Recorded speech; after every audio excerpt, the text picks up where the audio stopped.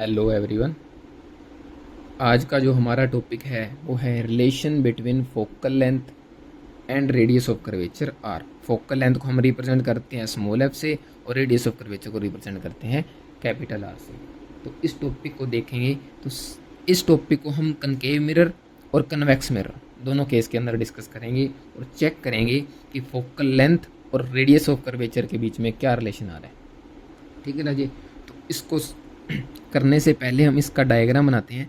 तो डायग्राम के अंदर क्या करोगे, जैसे कि नाम लिखा हुआ है कि कनकेव मिरर बनाना है, तो कनकेव मिरर सर ने बताया था कि कनकेव मिरर कैसे बनेगा कि जिसका रिफ्लेक्टिंग सरफेस कहाँ होगा, इनवर्ड होगा। कहाँ होगा, इनवर्ड होगा या फिर toward the centre of the spherical mirror. Clear है जी।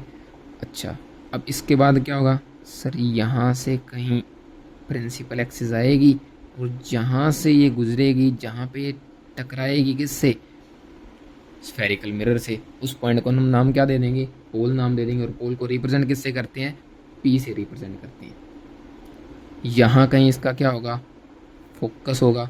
और ये क्या है हमारा सेंटर ऑफ कर्वेचर, जिसको हम किससे रिप्रेजेंट करेंगे, सी से रिप्रेजेंट करेंगे। अच्छा, अब इसके बाद क्या कहोगे सर, इसके बाद अगर यहाँ से कोई स्ट्रेट लाइन या रे ऑफ लाइट पैरेलल आ रही है, कहाँ से, किसके, प्रिंसिपल एक्सिस के। कोई रे ऑफ लाइट पैरेलल आएगी अगर प्रिंसिपल एक्सिस के, तो वो क्या होगा, वो स्ट्राइक करने के बाद यहाँ से रिफ्लेक्ट हो जाएगी और कहाँ से जाएगी, फोकस में से होकर जाएगी। क्लियर है जी। अच्छा, अब एक बात बताओ कि जैसे सिंपल मिरर होता है उसका तो तुमने पता है कि सिंपल मिरर के अंदर जो रिफ्लेक्ट नॉर्मल होगा वो हमेशा परपेंडिकुलर होगा। जैसे हम यहाँ डिस्कस करते हैं कि ये हमारा प्लेन मिरर था। अब प्लेन मिरर के अंदर क्या करोगे, अगर मैं कहूँ कि इस प्लेन मिरर के अंदर मेरे को बता दो कि जो नॉर्मल आएगा वो क्या, कौन सा होगा, तुम कहोगे सर यहाँ से ना परपेंडिकुलर ड्रॉ कर दो, और जो परपेंडिकुलर आएगा वही क्या कहलाएगा, इसका नॉर्मल कहलाएगा। ठीक है राजे, इसको तो तुमने नॉर्मल बोल दिया, लेकिन आज मैं यही कहूँ कि मेरे को इस स्फेरिकल सरफेस के ऊपर नॉर्मल बताओ, इस स्फेरिकल सरफेस के ऊपर नॉर्मल बताओ कहाँ से आएगा, तो तुम क्या कहोगे कि सर वो कहाँ से जाएगा, सेंटर ऑफ कर्वेचर से जाएगा। तो यहाँ से जाएगा, डॉटेड लाइन से इसको मिला सकते हो तुम, थिक लाइन से मिला सकते हो, कोई प्रॉब्लम नहीं है। डॉटेड से मिलाना डॉटेड से मिलाओ, थिक से मिलाना थिक से मिलाओ। तो अगर सर ये नॉर्मल होगा, अगर ये नॉर्मल होगा तो इसके साथ जो इंसिडेंट रे का एंगल बनेगा उसको हम क्या नाम देंगे, आई। और जहाँ से ये रिफ्लेक्ट होके वापस जाएगी उस एंगल को क्या नाम देंगे, आर नाम देंगे। ठीक है राजे। अब कईयों के माइंड में आ रहा होगा कि सर ये सेंटर ऑफ कर्वेचर से जो गई लाइन, इसको आपने नॉर्मल कैसे बोल दिया, हमने तो आज तक नहीं पढ़ा। अच्छा, जिन्होंने नहीं पढ़ा उनके लिए थोड़ा सा बता देते हैं कि उन्होंने कभी सर्कल पढ़ा होगा। ये हमारा क्या है, एक सर्कल है। अब सर्कल का कहीं सेंटर होता है। अगर मैं ये कहूँ कि इस सर्कल पे क्या कर दो, एक टेंजेंट ड्रॉ कर दो, ये लो, इस सर्कल पे तुमने क्या ड्रॉ कर दी, टेंजेंट ड्रॉ कर दी। और मैं कहूँ कि अब इस टेंजेंट को ना, टेंजेंट के इस पॉइंट को जहाँ से ये टच कर रही है, जहाँ पे ये टच कर रही है किसको, सर्कल को, उस पॉइंट को सर्कल के सेंटर से मिला दो और इसको तुम रेडियस बोलते हो। तो देखोगे क्या कि सर्कल के टेंजेंट के ऊपर जो रेडियस होगी वो हमेशा कितने डिग्री का एंगल बनाएगी, 90 डिग्री का। तो ये परपेंडिकुलर हुई या नहीं हुई, बिल्कुल हुई सर।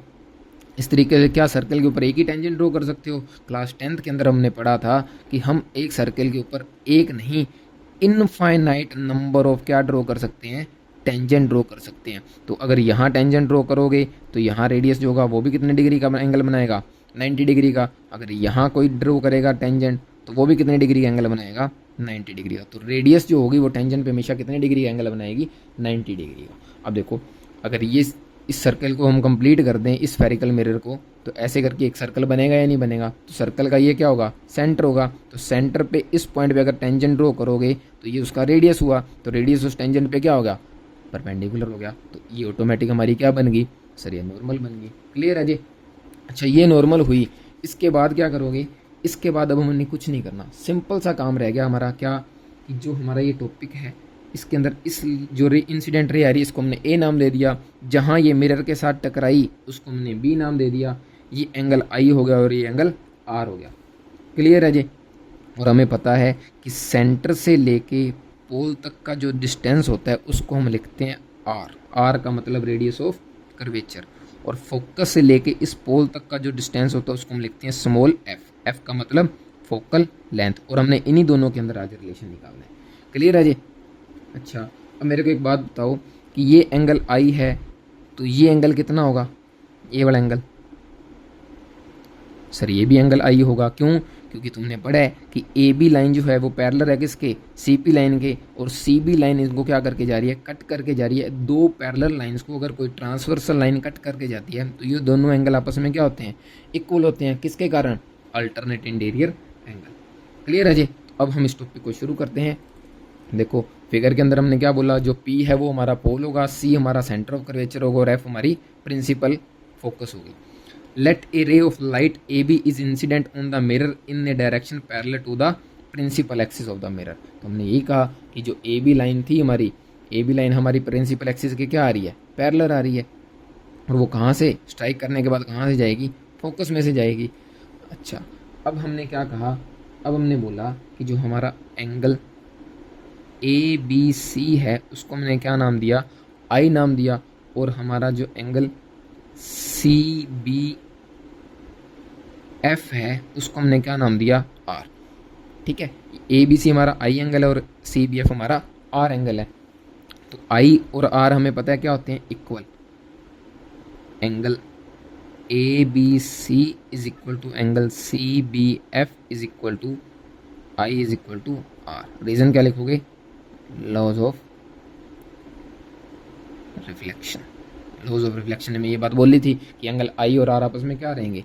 इक्वल रहेंगे। अच्छा, इसके बाद क्या कहोगे? अब तुम ट्रायंगल देखोगे कौन सी? ये जो हमने अभी भी पढ़ी थी, क्या कि एंगल ए बी सी और सी बी एफ तो आपने इक्वल कर दिया आई और आर। किसके कारण? लॉज ऑफ रिफ्लेक्शन के कारण। अब हम कहेंगे कि ए बी सी और बी सी एफ जो हैं वो इक्वल होंगे। किसके कारण? Alternate interior angle. तो ए बी सी और बी सी एफ को क्या लिख दो? इक्वल लिख दो। तो angle A B C is equal to angle B C F. Reason क्या लिखोगे? Alternate interior angle. ठीक है राजी? इसके बाद क्या कहोगे? इसके बाद ट्रायंगल ले लो कौन सी? In triangle C B F. अब सी बी एफ ट्रायंगल के अंदर देखो, सी बी एफ इस ट्रायंगल के अंदर हमें क्या दिखाई दे रहा है? सर इस ट्रायंगल के अंदर हमें दिखाई दे रहा है कि जो आई और आर है वो आपस में क्या है? इक्वल। अगर आई और आर इक्वल हैं तो इनके अपोजिट साइड्स भी क्या होंगी? इक्वल होंगी। तो if angle I is equal to angle R then C F is equal to F भी होगा। तो C F is equal to F भी लिख दो। In triangle C B F क्या? As angle I is equal to angle R, so C F is equal to F B. C F और F B आपस में क्या होंगे? Equal होंगे। अगर सी एफ और एफ बी आपस में इक्वल होंगे तो अब देखो, अब मेरे को एक बात बताओ, क्या कि जो सी एफ और एफ बी हैं इसके अंदर अगर मैं एफ बी और एफ पी को आपस में इक्वल लिख दूँ, एफ बी और एफ पी को आपस में इक्वल लिख दूँ, क्यों? क्योंकि अगर मान लो ये जो अपर्चर है ये बहुत ज़्यादा क्या हो जाए? स्मॉल हो जाए। अगर ये स्मॉल हो जाए तो ये बी पॉइंट यहाँ के बजाय हमें यहाँ कहीं नज़र आएगा। अगर यहाँ कहीं नज़र आएगा इस पॉइंट पे, देखो इस पॉइंट पे अगर नज़र आएगा तो हम कहेंगे कि एफ बी और ये जो एफ पी बी यहाँ बनेगा, ये दोनों लगभग लगभग क्या रहेंगे? इक्वल रहेंगे। तो इक्वल रहेंगे तो यहाँ क्या लिखोगे? F B is equal to F P. क्यों? For small aperture, for small aperture. ठीक है राजी? अगर स्मॉल अपर्चर के लिए ये दोनों वैल्यूज़ क्या रहेंगी? इक्वल रहेंगी। अब स्मॉल अपर्चर के लिए दोनों वैल्यू क्या रहेंगी? इक्वल रहेंगी। अच्छा, इक्वल रहेंगी। अब हमें ये भी पता है कि जो सी एफ है वो किसके इक्वल है? एफ पी के इक्वल है। सी एफ जो है वो एफ पी के क्या है? इक्वल है। कैसे? क्योंकि अभी अभी तुम यहाँ देखो सी एफ और एफ बी आपस में इक्वल हैं, एफ बी और एफ पी इक्वल हैं, तो यहाँ से क्या मिलेगा? This simplifies C F is equal to F P. अगर सी एफ और एफ पी आपस में इक्वल आ गए तो इसका मतलब क्या हो गया? सर ये सी एफ था, ये एफ पी था, ये दोनों आपस में इक्वल आ गए। अगर सी एफ और एफ पी आपस में इक्वल आए तो हम क्या कहेंगे, हम कहेंगे कि जो सी एफ है वो हाफ ऑफ क्या आएगा, सी पी आएगा। बस यही हमारा टॉपिक था। तो यहाँ क्या लिखोगे, C P is equal to, now C P is equal to, C P किसके इक्वल आएगा सर, सी पी आएगा C F plus F P. और सी एफ को तुम क्या लिख दोगे, सी एफ को हम लिख देंगे सर, सी एफ को हम एफ पी लिख देंगे। तो F P plus F P कितने एफ पी सर, ये 2 एफ पी आ गया। तो ये 2 F P is equal to क्या आ गया, सी पी। और सी पी को तुमने क्या बोला था सर, सी पी तो हमारा रेडियस ऑफ कर्वेचर था, जिसको हमने क्या नाम दिया था, आर नाम दिया था। तो ये हमारा रेडियस ऑफ कर्वेचर आर बन गया। यहाँ से क्या लिखोगे, 2 एफ पी। तो यहाँ से क्या कहोगे सर, यहाँ से हम कहेंगे कि जो हमारा आर था वो क्या आ गया, 2 एफ। एफ का मतलब ये जो एफ पी तुमने लिखा था, क्या लिखा था, एफ पी को तुमने स्मॉल एफ लिखा था, तो हमारी फोकल लेंथ एफ आ गई। तो F is equal to R by 2। तो फोकल लेंथ जो है वो रेडियस ऑफ कर्वेचर का क्या होगी राजे, हाफ होगी। यही हमने इस टॉपिक के अंदर करना है। क्लियर राजे? ओके, आज के लिए तो नहीं, कल मिलते हैं नए टॉपिक के साथ। Bye bye.